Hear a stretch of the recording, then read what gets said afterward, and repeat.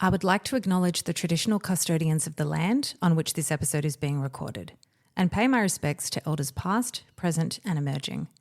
I extend that respect to Aboriginal and Torres Strait Islander peoples today.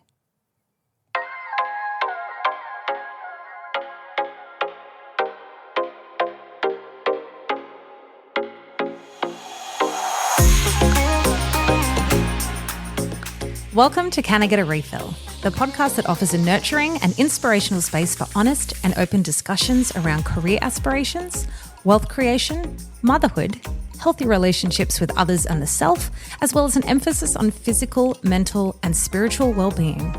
Join us for light-hearted, authentic chats with like-minded women, as well as more in-depth discussions with industry professionals to support your ambitions and heal old wounds, as we empower you to regularly fill up your own cup. I'm your host, Steph Bruno-Newton, singer, writer, recovering people pleaser, first-time podcast host, and soon-to-be first-time mum. Thank you for pressing play today, and now let's get into the episode.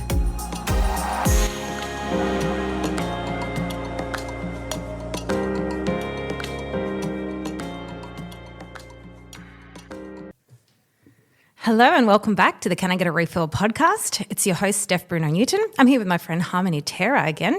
And today we're talking about something that is my absolute favourite topic. We're talking about manifesting. Harmony, welcome back to the show. Thank you, Steph. Thanks for having me. How's your week been, my friend? Yeah, it's been good. Busy. Busy? Very, very busy. Right? Yeah.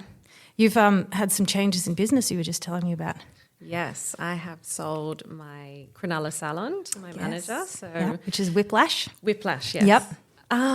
So it's everything's happening. Bittersweet feeling, isn't it? It's like you've built this business that's so amazing to you, but then it's time to move on, which is kind of something we're going to talk about in the manifesting, about releasing something and then moving on to something else. So, yeah. Well, congrats. That's exciting. Thank you. Very exciting. So today we're talking about manifesting. So it's got heaps of different titles. Some people call it lucky girl syndrome. Some people call it law of attraction. It's pretty much all the same thing. It is law of attraction. It's about like attracting like. It's energy. And when you're on a certain wavelength, you're attracting something on that same wavelength. So a few years ago, I'm not sure how long ago, on TikTok, that lucky girl syndrome thing came out and all the old school manifestors were like, oh, we've been doing this for years, but it's just like a new spin on it. But it's great. Like the more people who do it, the better. And I think 2006, that book, The Secret, came out. Have you ever read that or seen the film? I saw the film, yeah. I love the film. I prefer a book to a film.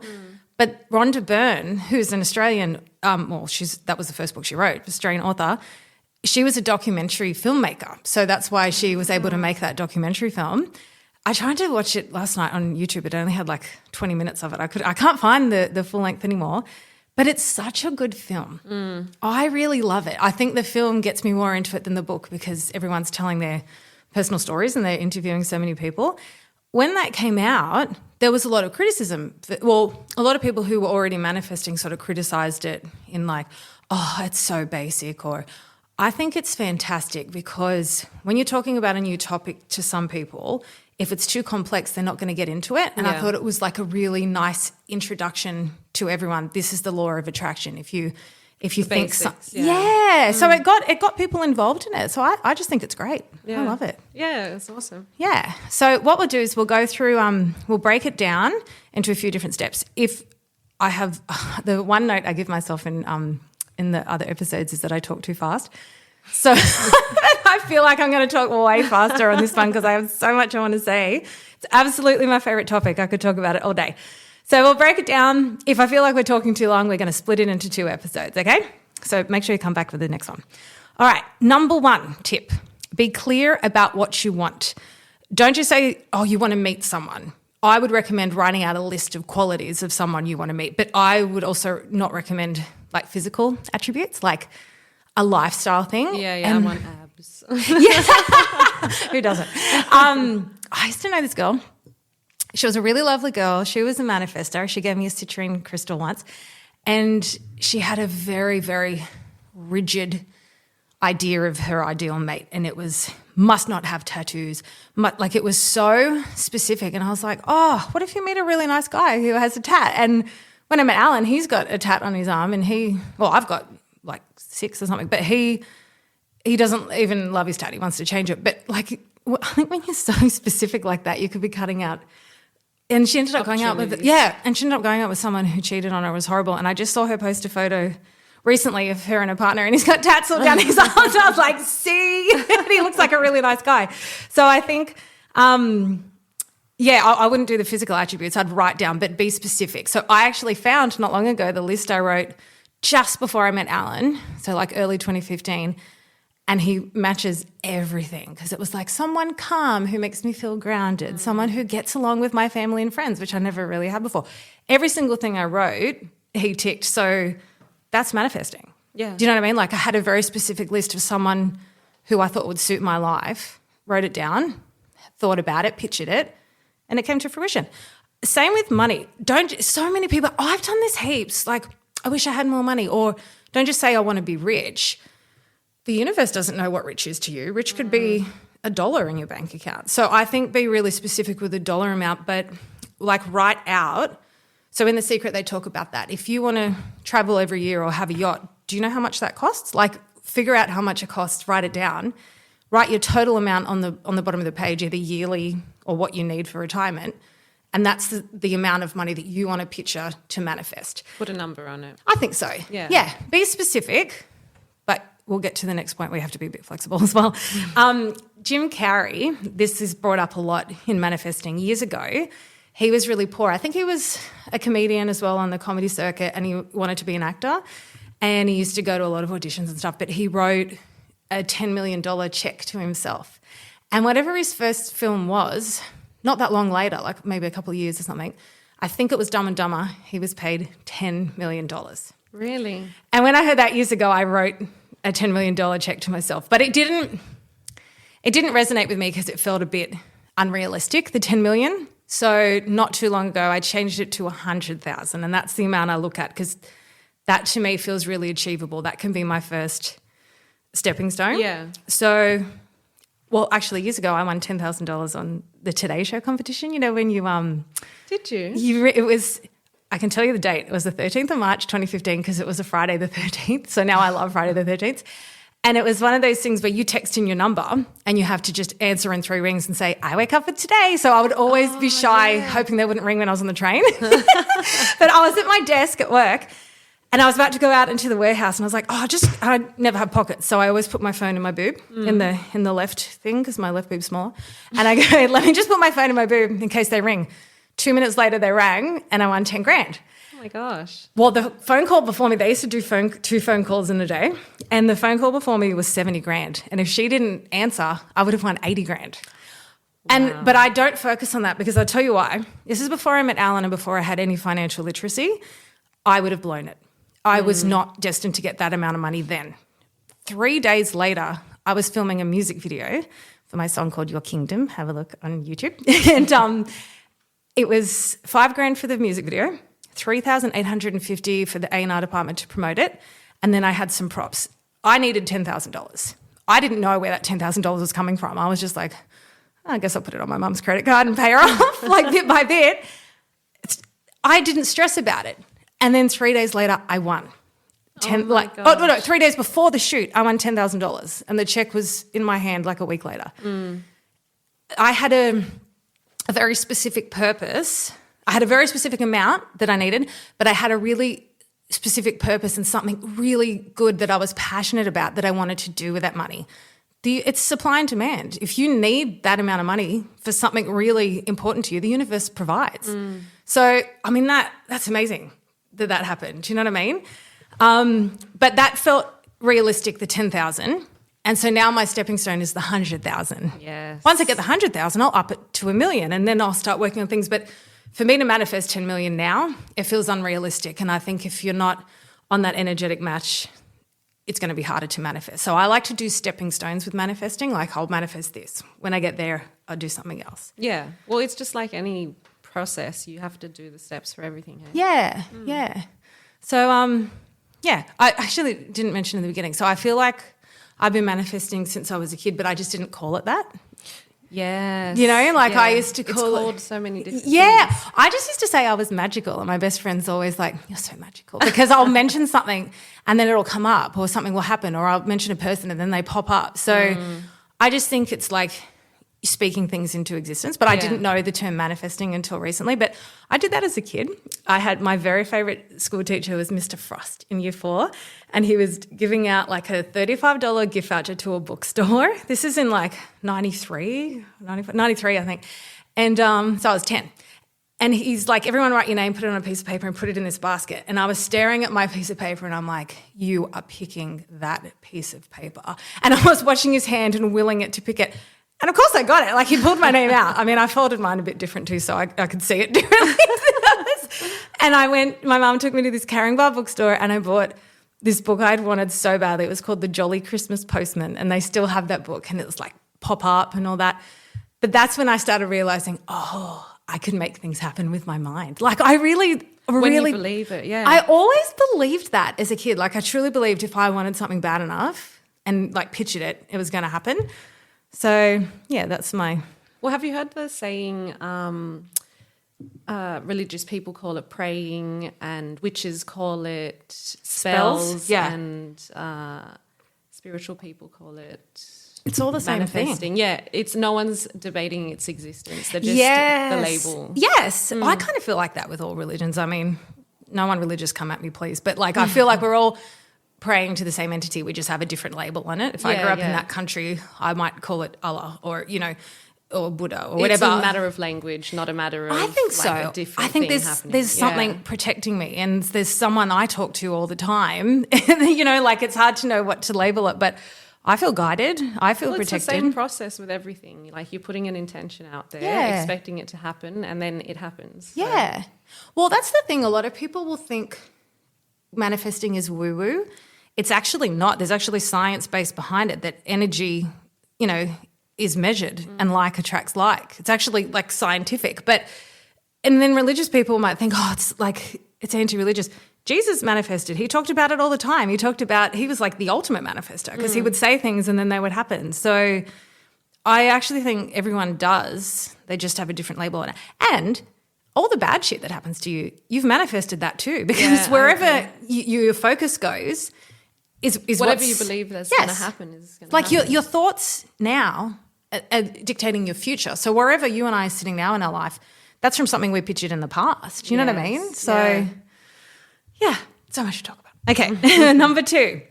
So number 1 was about being specific, but number 2 is, but there's a caveat to that, be flexible and open to what the universe has in mind.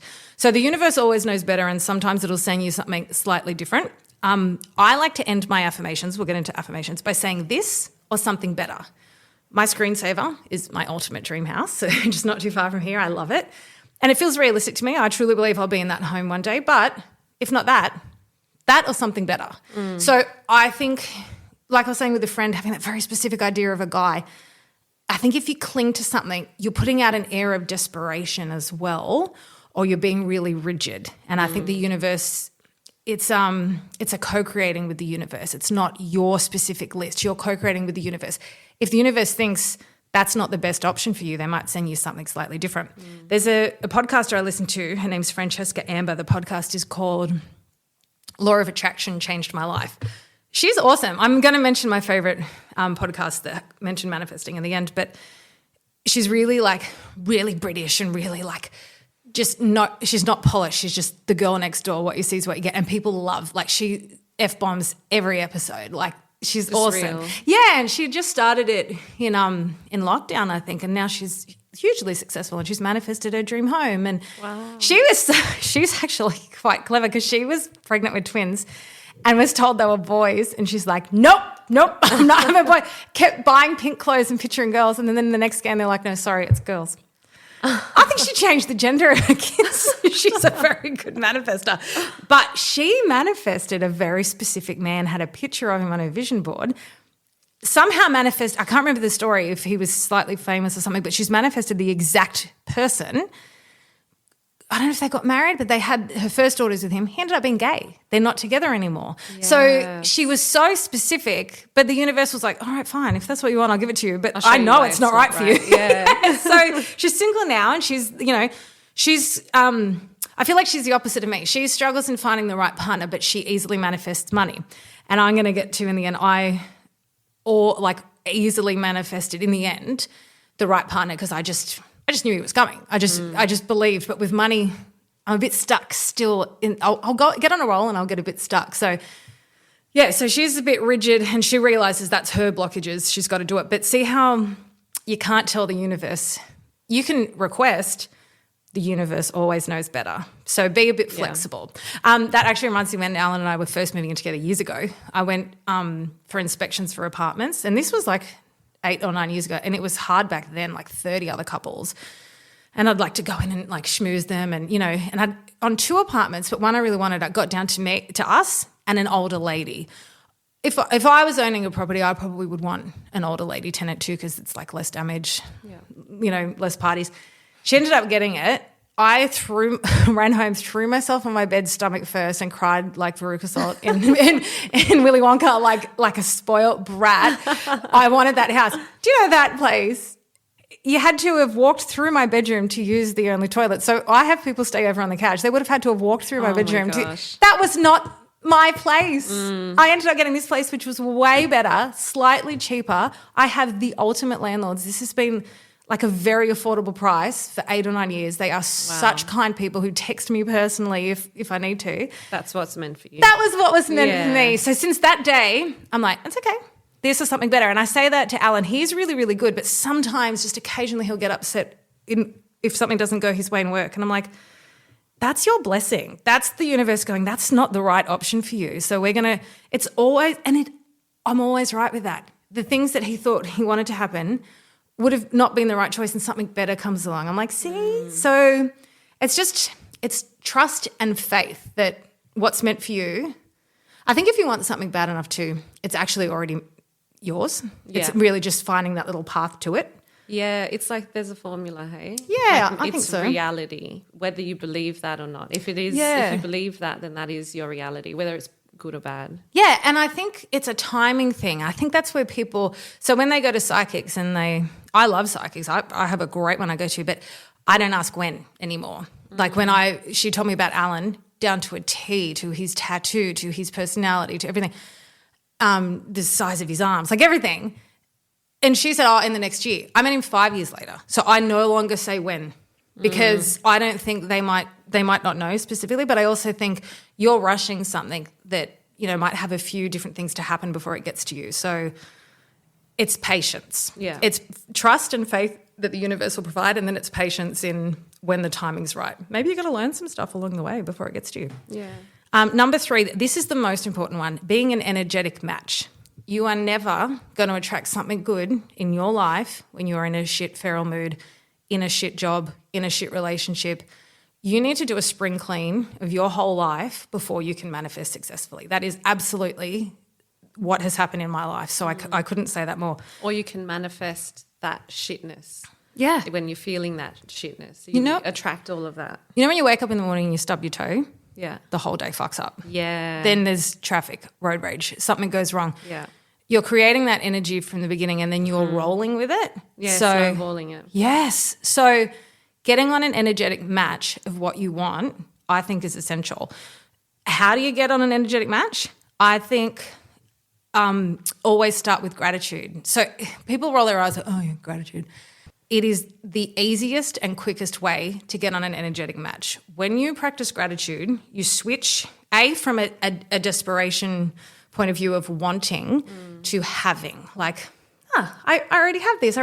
It's a calmness. It's a confidence because you're thinking, I do have that. You know, like every night when I'm in bed, I'm especially when it's cold and raining, I'm like, I'm so grateful to lay my head on a comfortable pillow in a cozy warm bed. Yes. There are people sleeping on cement every night on the streets, some in New York in winter that they don't survive. So you forget what you've got, but when you speak it out loud, you're like, wow, I really do have a lot. So not only does it, switch you from that desperation to having, it puts you in a good mood.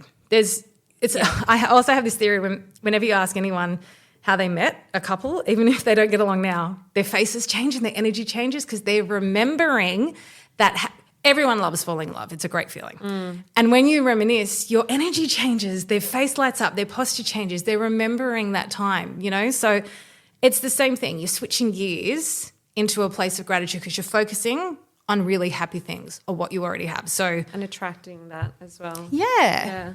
Well, my dad always used to say, when I put cash into my wallet when I was little, he'd be like, don't leave it crumpled in there. Like flatten it out and put it in. Because if it's not treated nicely, why would it want to come back?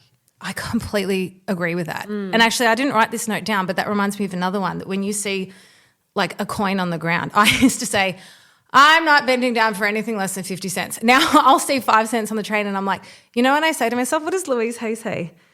She goes, oh boy, here it comes, or something. Like it's money presenting itself to you. So you might have a specific dollar amount of what you want, but it might be coming to you not in one lump sum, but in dribs and drabs. When I sell clothing online, I'm grateful. When I see, you know, anything coming to my bank account, I bless it. Louise Hay used to open mail and bless it and say, you know how when you get a bill, your first instinct is, oh, I still do it. It's hard to break that. Like, oh, I didn't budget for that this week, you know. And she would bless it going, thank you so much for this bill. The universe knows that I have the finances to pay for this. Like, you know, it's provided you a service. So like bless it with gratitude. Rhonda Byrne, who wrote The Secret, used to do something a little different that I can't quite get around. She used to pretend a bill was a check coming in. So if she had to pay like $700, she would pretend $700 came into her account. I find that confusing. I would forget to pay bills if I was telling myself that was a check. So that to me, that worked for her. She's very successful and wealthy, but I like the blessing with gratitude because it's like you're respecting the money and you're respecting what's coming into your life. I like tricking yourself. You like the tricking? Are you going to pretend that your bills are checks now? Yeah, I am rich all of a sudden. Right? That's take away the minus 700 and put a plus 700 in front of it. Okay, another way to be in an energetic match. So if we're talking about clearing out all the energy around you, spend less time with the energy vampires and the negative people. I feel like every episode I talk about that and analysing your relationships and taking a step back. But everything's a relationship. Your work is a relationship. So if that's really toxic and you're just in that phase, you're never going to manifest something good. So you've got to look at what can be shifted around. Physically clear the energy in your home with smudge sticks or Palo Santo. I do this all the time. So that some people might not believe that. That's fine. But I do it like once a month. So I do smudge stick to rid the negative energy and Palo Santo to bring in the positive. That works for me. But anything like, I think you and I discussed last time, like a clean house makes you feel successful too. So, and clearing out your wallet even, I've heard people say like. I clear out my emails all the time. Like yes. Everything's organised because it's, I don't know. Well, being organised, that's getting you on that energetic match to bring in the new. If your place is cluttered. Yeah. I actually read something once about someone, if you're trying to manifest a partner, you have to make space for them in your wardrobe if you want them in your life. Or like if there was a woman sleeping with her dog in the bed every night, which is awesome, but they're like, we haven't made space for a partner, so he's not going to be on your energetic match yet until you make that space. So it's an interesting theory. Yeah, it's an interesting theory. Having healthy routines to improve your energy. Meditate, eat unprocessed whole foods, limit alcohol, exercise daily, have walks in fresh air, spend less time behind screens and get good sleep. That's for anything good in your life, but I feel that's a good way to shift your energy because if you're in that tired, burning your adrenals on caffeine, just overdoing anything is going to put you in the right headspace. Yeah, I've shifted. I don't watch the news in the morning. Alan does. It's how can you have an awesome day when you're hearing of shootings, carjackings, earthquakes? Fucking, what's with all the planes having like birds flying to the engines? I'm going to Bali soon. Traveling's always my main focus, and I'm like, I think I'm happy to stay put for a while. But then that's just me hearing that stuff on the news. Do you know what I mean? Like, but I reckon it's just it's how you're processing information. Because there was a point for me, because I never listen to the news. I don't love it. But there was a point for me where I was in a phase of adulting and I decided I'm going to listen to the news, and that made me feel so successful. But now when I hear it, because I didn't decide that the news is successful, now when I hear it, I'm just like, depressing. I don't want to hear it. Shit. I feel that's where your mind's at. It's good to be informed, but I sort of would prefer to look at it online so then I can choose to click on it or not. Whereas if I'm listening to it, it's just drama after drama after drama. I feel like on Instagram, I like following those Upworthy and those good pages where good news stories happen. That just makes me feel so much better. But in the last week, I've really upped the ante, and nothing plays on my phone except like beautiful music, meditation music, subliminal messaging for success or abundance, and then just nonstop. I've really gone back into the manifesting thing because I've always been into it, but you fall off things. I found a new woman. You follow her on Insta. Regan Hillier is her name. And she's like a New Zealand woman, then she lived in Australia, and she's so successful. But she's just like a normal. But I looked her up on Instagram, and you were already following her, and I'm like, oh, we're so alike in the things that we're attracted I'm to. terrible with names. I have no idea. No, it's fine. But I follow a lot of people that I might not necessarily know, but I like the content. But yeah, oh my gosh, my week has felt so successful just listening to nonstop manifesting. So for me, that works. If I just want to, I always say this every episode, but flood your ears with positive. High vibes. High vibes. Yeah. Absolutely. And the last way I've got to be on an energetic match is to start, this is a great one, start living and acting like the person you picture in your dream life. How does she stand? Yeah. How does she speak? How does she dress?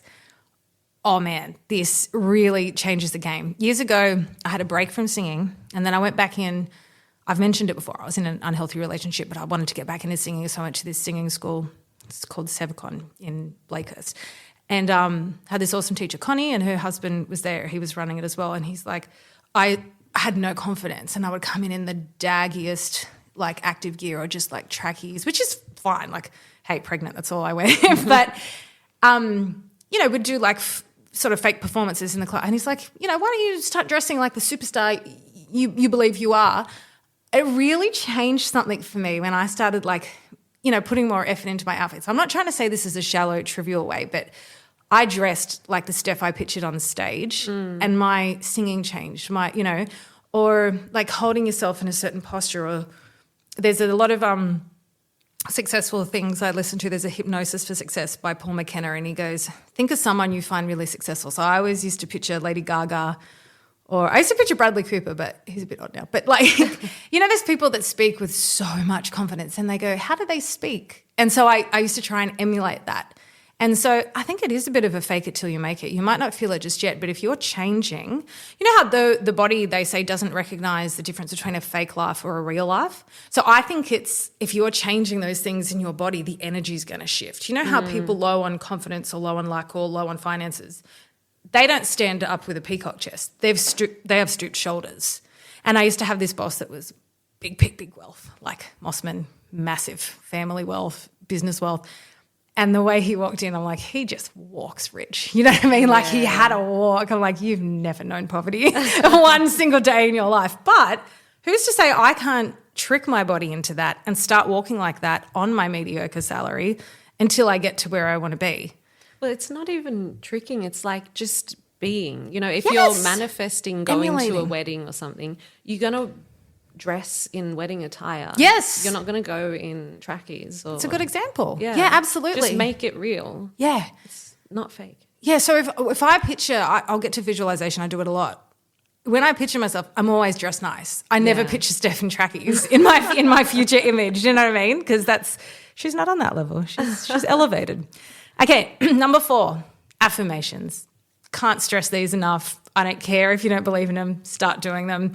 So the magical ancient Hebrew word abracadabra translates to I will create as I speak. So affirmations are a way to literally speak your desire into existence.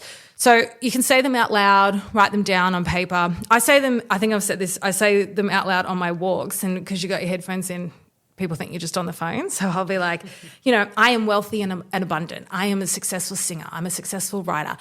I'm the host of Australia's Most Successful Podcast. Like, that might sound ridiculous to people. I don't give a fuck. That makes me feel good. When I'm done at the end of that, my posture has changed. I feel good. I'm speaking that into existence. But it's a holistic thing. If you're saying affirmations every day and you're for 5 minutes and then your thoughts go back into, oh, God, I feel like shit. I have no money in my bank account.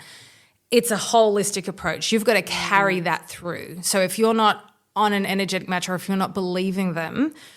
So a lot of people say when you're saying affirmations, it's not just words like you're reading from a script. You've got to feel the feeling in your body. If you're saying you're abundant and you're traveling all the time, how do you feel? Like, how do you feel when you're checking your suitcase in to go on your holiday. So feel the feelings of that future self in your body as you say the affirmations. Don't just recite the words for the sake of it, Yeah. So if you say them for the future, the universe may recognize the wanting, meaning your current lack, rather than the thing you're manifesting. Yeah. So some people are back and forth on this. So I'm a bit more like, I like to say it present tense, because if I say, I wish I had $100,000, I feel like the universe might sort of recognize. It mentions that in The Secret, hey? Yeah. Like if you specify that you don't have it, it's going to just recognize that you don't have it. Yeah, so I actually put this in another point, so I'm just going to combine it here. I think the universe doesn't recognize negation. So if you're saying, I don't want abusive partners, the universe is hearing abusive partners. Yes, so yeah. I think you've got it I want... Like your friend with the tattoo guy. Yeah. So I think you focus on what you want, but for me, I just focus on the having it now. Maybe that's not for everybody, that's fine. But for me, it works better just to focus on the having it now. So I am abundant. I am fit and healthy rather than I want to be. I think that if I'm saying want, the universe is recognizing the gap between now and the having. And when I just go straight to the having, the universe is like, oh, she's got it. Do you know what I mean?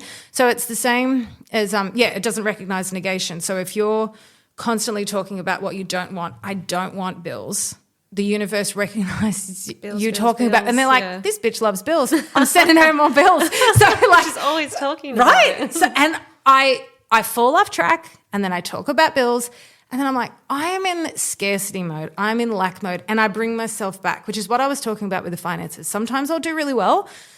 Sometimes I'm overworked and underslept and tired, and it's so easy to slip back into that thing. So for me, it's focusing on not only what I want, but the present tense.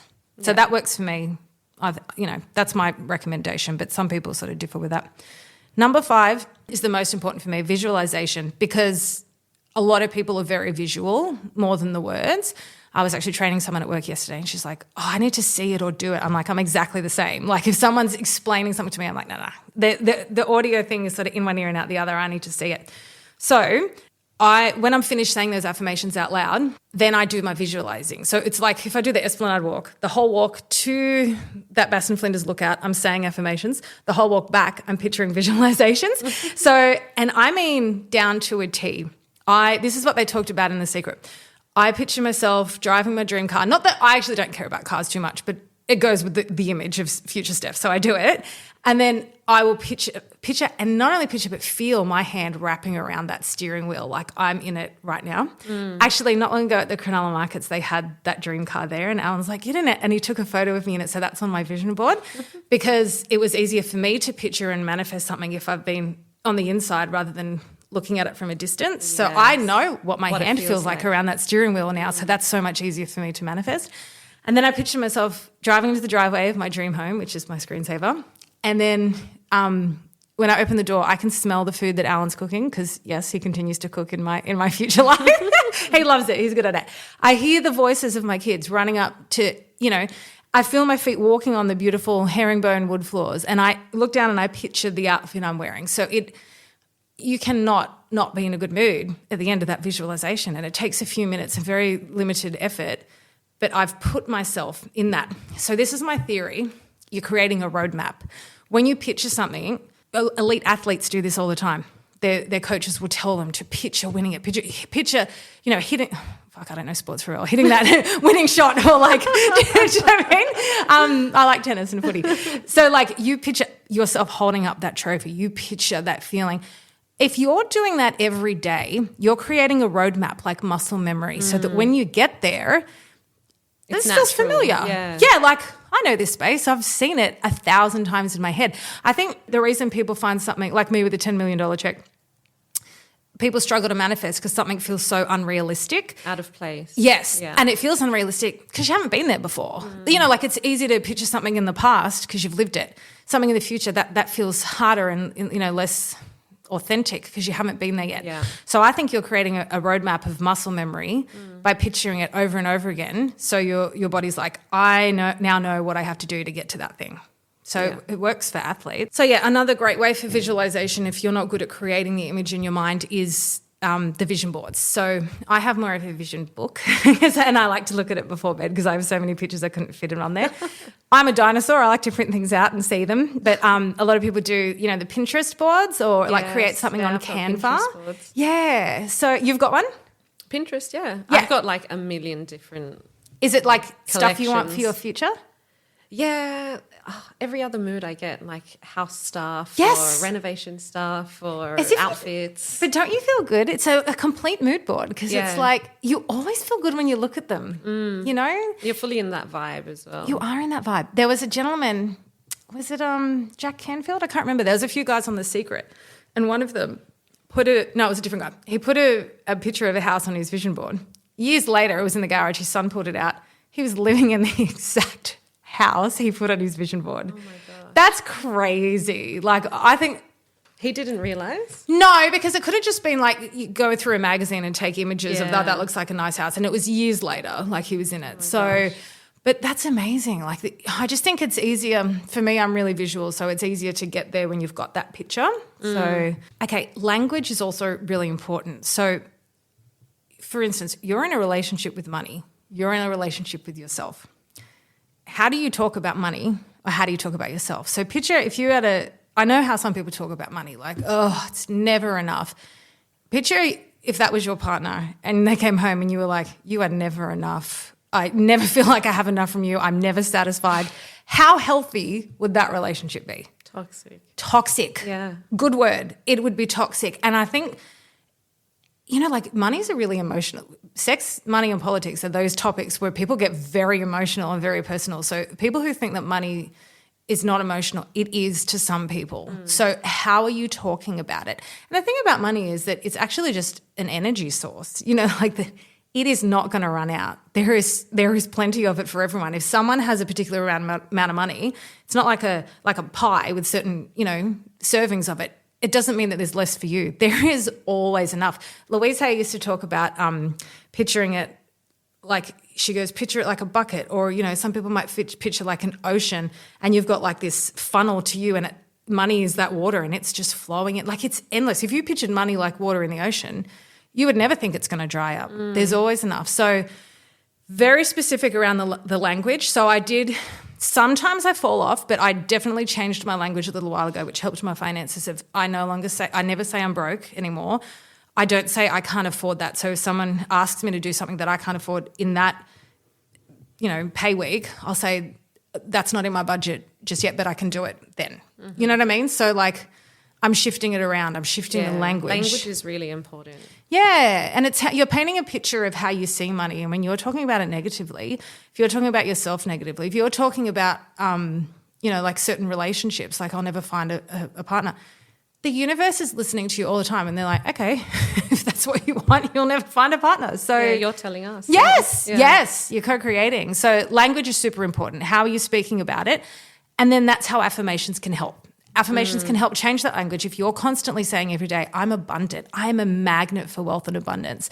Money flows freely into my bank account. So I like to picture that all the time and picture my little CBA notifications dinging with money coming in.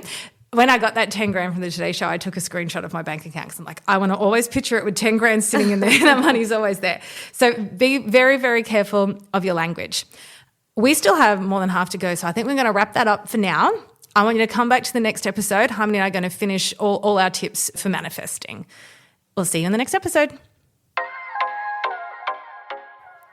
There is no resource more valuable than time, and I thank you for spending your time with us today.